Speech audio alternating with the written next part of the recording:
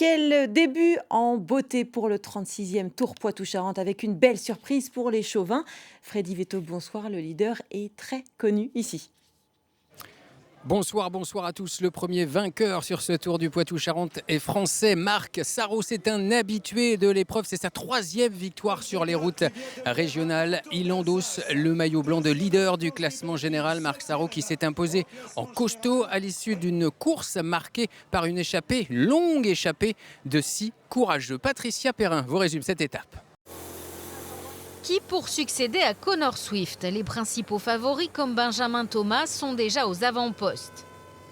La course est nerveuse. Dès le 11e kilomètre, 4 coureurs tentent de s'échapper. Parmi eux, des espoirs du cyclisme comme l'Espagnol Ropero ou le Français Gégat. Pas plus de 10 secondes d'avance, ils n'obtiendront pas de bons de sortie. Le coureur de Team U Nantes Atlantique veut jouer le classement du grimpeur. Nouvelle attaque, cette fois-ci c'est la bonne.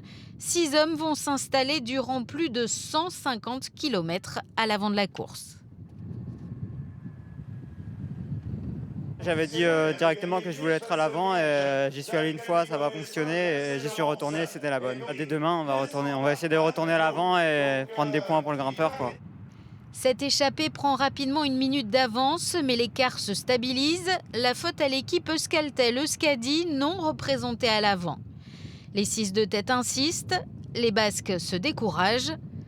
Les fuyards le plus souvent emmenés par le Français Fabien Grelier, maillot à pois sur le Tour de France 2020, vont compter jusqu'à 1 minute 30 d'avance sur le peloton.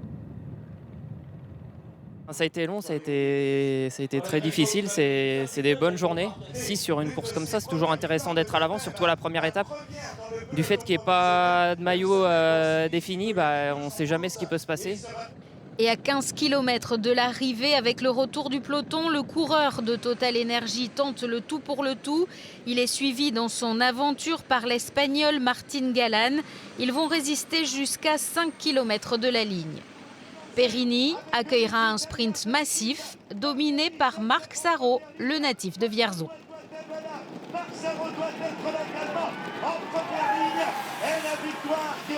Ça frottait beaucoup dans le final. J'ai bénéficié d'un gros travail de l'équipe et voilà, ça paye à la fin, donc c'est pas toujours le cas. Donc ça fait plaisir, ça fait 2 années que c'est pas simple et ça fait du bien à tout le monde. Pour sa 5e participation au Tour du Poitou-Charentes, Marc Sarraut s'offre le maillot blanc de leader. Au classement général, Marc Sarraut devance les 2 coureurs de l'équipe Trek, Segafredo, Emil Lipins et Edward Tuns de 2 et 4 secondes. Mais il y a un favori qui a déjà perdu l'épreuve, c'est Maciej Bodnar, victime d'une chute. Le rouleur de l'équipe Total Energy ne pourra plus remporter le classement général. Je vous propose d'écouter la réaction de son manager Jean-René Bernaudot. Malheureusement, voilà, on a eu un accident, un de nos meilleurs coureurs rouleurs est tombé, donc le général est fini pour lui, Maciej Bodnar. Le général, ça va se jouer à la seconde, hein, et il ne faut pas perdre une seconde dans les étapes du Poitou-Charentes pour espérer gagner à Poitiers, mais voilà. Il va pouvoir continuer? Ah, il va continuer, oui, il va continuer. Vous avez encore Pierre Latour? On a Pierre Latour qui est dans les favoris, mais il y a quand même Stéphane Kug qui est le grand favori. Voilà l'abandon de l'un des favoris de l'épreuve à mes côtés, Paul Brousse, notre consultant, le sélectionneur de l'équipe de France féminine. Paul, on a vécu cette étape en direct ensemble cet après-midi. L'abandon de l'un des favoris, c'était évidemment ce qu'il fallait craindre sur cette première étape. Oui, on l'avait dit, hein, le Tour du Poitou-Charentes, il ne peut pas se gagner le premier jour, mais il peut se perdre. Et surtout avec les différentes chutes. On a vu 2 chutes dans les 20 derniers kilomètres. Et malheureusement, pour Bodnar, il a été pris dans l'une d'elles. Il n'a pas pu réintégrer le peloton et il n'a pas pu être classé dans le temps des premiers. Et on sait que le Tour du Poitou-Charentes, il se joue à coups de secondes. Et donc là, ce soir, avec le débours perdu, il a perdu définitivement le Tour du Poitou-Charentes. Un mot sur la victoire de Marc Sarraut, très costaud, je le disais dans le final. Ouais, très costaud. Et puis ils ont fort bien manœuvré avec son poisson pilote Olivier Nyssen, le Belge. Ils avaient convenu de prendre le rond-point en tête. Ils n'étaient pas tout à fait en tête, mais avec le vent de dos derrière, ils se sont dégagés à 300 mètres de la ligne. Il l'a emmené jusqu'aux 200 mètres. Et puis après, comme il nous a dit, là, il n'avait pas eu de coup de frein à mettre. Il a tout donné sur les 200 derniers mètres. Il arrivait avec plus d'une longueur d'avance. Donc c'était vraiment lui le meilleur aujourd'hui au sprint. Pour les courageux qui se sont échappés, c'était peine perdue? Ouais, c'était peine perdue, mais c'est vrai que 6 coureurs à l'avant, quand même, ça peut aller loin. Donc on a vu tout de suite le peloton, ils n'ont pas laissé beaucoup de marge à ces échappés. 1 minute 30 au maximum. On a déjà vu par le passé des 3-4 minutes. Là, c'était pas le cas, parce qu'à l'avant, il y avait quand même des sacrés baroudeurs, donc ils n'ont pas eu leur marge de manœuvre escomptée. Ouais. Merci Paul Brousse, on vous retrouve demain évidemment pour la deuxième étape. On va en découvrir le tracé, c'est entre Périgny, ici en Charente-Maritime, et Vars en Charente. 195 km 500 entre Périgny et Vars, l'étape la plus longue de l'épreuve relie les deux Charentes, un parcours direct entre les deux départements. Après 88 km, les coureurs entreront en Charente du côté de Barbezières pour aborder une deuxième partie de course plus escarpée. Le peloton se dirigera vers Annay pour entrer sur un circuit final de 28 km entre Saint-Amand-de-Boix, Montignac et Vars, où l'arrivée est envisagée vers 15h35. Et comme aujourd'hui, demain, 19 équipes seront au départ de la deuxième étape de ce Tour du Poitou-Charentes, parmi lesquelles une formation chinoise, China Glory. Elle évolue en 3e division. Elle a été invitée par les organisateurs. Elle compte dans ses rangs 4 Chinois au total, dont l'un est présent cette année sur les routes du Tour Poitou-Charentes. Corentin Fouchard et Eléa Timen l'ont rencontré et ils nous parlent des ambitions de cette structure asiatique. Premier jour de course, déjà sollicité. Séance d'autographe pour Chang Chuan-Chu ce matin au départ de Choret. Comme sa formation China Glory, le coureur chinois de 25 ans prend le départ du Tour Poitou-Charentes pour la première fois. C'est l'attraction évidemment, tout ce qui est lointain, tout ce qui est nouveau intrigue.